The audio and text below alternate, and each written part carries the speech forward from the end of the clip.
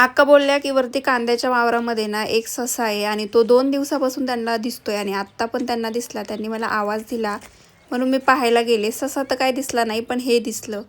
आता ह्या पाखराचं नाव काय आहे ते मला माहीत नाही, पण एवढं धीटपणे उभा होतं माझ्यासमोर.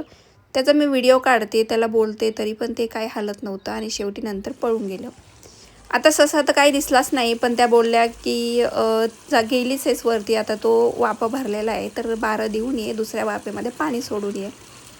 आता गेले ससा बघायला होते आणि हे काम लागलं आणि दुपारचा 1 वाजला होता. एवढं ऊन पडलं होतं ना, माझी जायची इच्छा नव्हती, पण म्हटलं चला ससा जर असेल तर तुमच्यासोबत पण शेअर करू. पण ससा म्हणतात ना की तो खूप जास्त घाबरट असतो आणि तो 2 दिवस सलग त्यांना दिसत होता आणि मी 2 दिवस त्याला पाहायला जात होते. मी गेलं की मला काही दिसतच नव्हतं. पूर्ण शेत छान मारलं मी, म्हणजे सगळीकडे बघितलं. पूर्ण 2 कांद्याच्या वावरात बघितलं, पण तो काही दिसला नाही मला. पण मग नंतर मी हे बारं दिलं आणि त्यानंतर हातपाय तोंड धुतले आणि मग घरी आले. आता तो ससा ना थोडासा असा ब्राउनिश कलरचा होता, ब्लॅक आणि ब्राउनिश होता आणि खूप छोटंसं पिटुकलं होतं. ते परत